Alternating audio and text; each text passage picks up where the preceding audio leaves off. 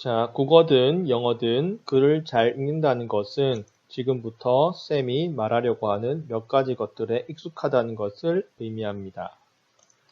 자, 먼저 수능 영어 영역에서는 다양한 문제의 유형의 문제들이 있지만 글의 분위기, 내용 일치와 같은 소수의 쉬운 문제들을 제외하면 모든 문제들은 제목, 주제, 주제문, 요지 파악을 중심으로 추론, 요약 문제들로 확장됩니다. 결국 독해의 출발점은 수능에서 중간 난이도를 형성하고 있는 제목, 주제, 주제문, 요지의 4가지에 대해서 잘 파악하고 있는가 하는 것입니다. 자, 그러면 제목과 주제, 주제문과 요지의 차이는 무엇일까요? 자, 먼저 제목과 주제는 구의 형태로 이루어져 있고 주제문과 요지는 문장의 형태로 이루어져 있습니다. 또한 제목, 주제, 주제문과 요지의 차이도 있습니다. 자, 제목, 주제, 주제문은 주어진 지문에 나와 있고 요지는 지문에 나와 있지 않습니다. 여러분들 국어 시간에 첫 단락의 주제문을 찾아 밑줄 그어보세요 라는 말을 한 번쯤은 들어보았을 것입니다. 하지만 그 단락의 요지를 찾아 밑줄 그어보세요 라는 말은 못 들어봤죠? 이게 바로 그러한 이유 때문입니다. 자, 그러면 글의 요지는 어떻게 파악할까요? 네, 맞습니다. 지문의 주제문을 찾아 그것을 패러프레이즈, 즉 바꾸어 쓰기를 하면 글의 요지가 되는 것입니다. 자, 그러면 패러프레이즈란 무엇일까요?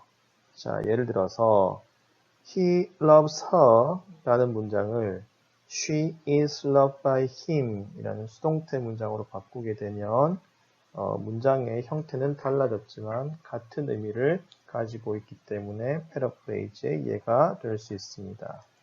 자, 다른 한 가지 예를 또 하나 들어볼까요?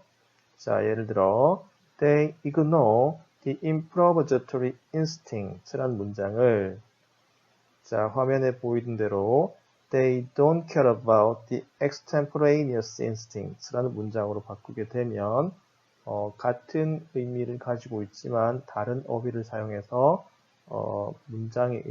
같은 문장의 의미를 만들어냈죠. 자, 이것 또한 패러프레이즈의 하나의 예라고 할 수가 있습니다.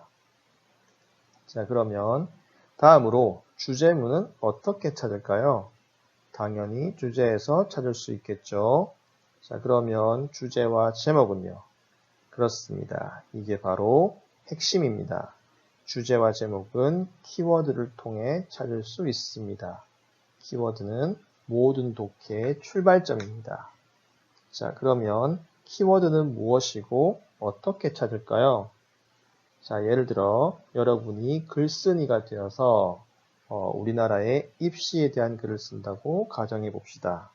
그러면 여러분은 입시나 수능이란 단어를 여러분의 글에서 많이 쓸까요? 아니면 조금만 쓸까요? 그렇죠? 당연히 많이 쓰겠죠? 자, 이렇게 독해 지문에서 많이 쓰이는 단어들이 바로 키워드입니다. 자, 그러면 이러한 키워드는 한 단어로 이루어져 있을까요? 아니면 여러 개의 단어로 이루어져 있을까요? 자, 한 문장의 기본 단위가 주어, 동사 또는 주어, 동사, 목적어이기 때문에 키워드는 보통 2개 내지 3개의 단어로 이루어져 있습니다. 자, 그러면 독해할 때마다 이러한 키워드를 모두 파악해야만 할까요? 아닙니다. 모두 파악해야 할 필요가 전혀 없습니다. 하지만 주어에 해당하는 키워드는 반드시 파악해야만 하겠죠? 왜냐하면 이 주어에 해당하는 키워드는 주제와 제목에 반드시 포함되어 있기 때문입니다. 자, 그러면 여러분이 이제 할 일이 생겼죠?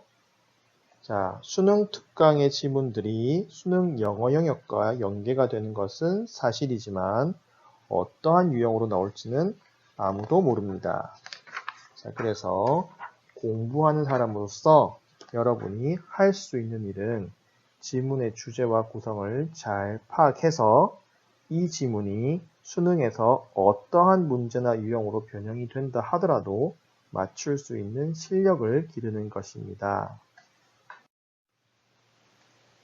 자, 그래서 여러분은 앞으로 3개월 정도는 문제의 정답을 찾는 것과 별개로 그 지문의 키워드를 찾아 주제가 무엇인지 메모를 해놓는 것이 매우 중요합니다.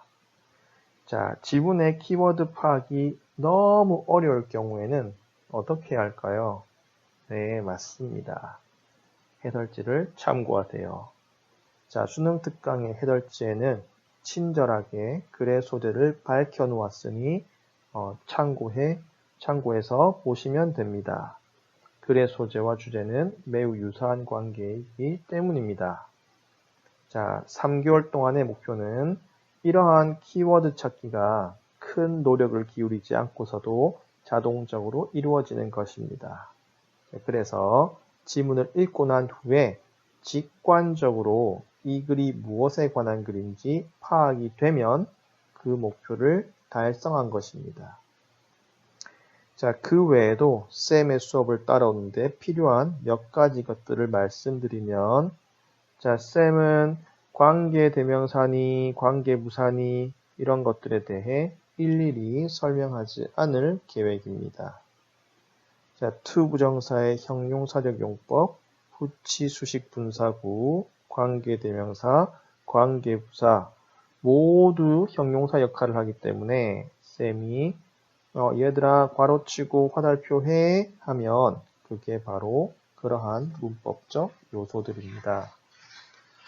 사실 여러분에게 중요한 것은 문법적 용어를 달달 외우는 것이 아니라 그것의 명칭을 잘 모른다 하더라도 그것들이 어떻게 쓰이고 있는지에 대한 원리를 파악하는 것이 훨씬 더 중요하기 때문입니다.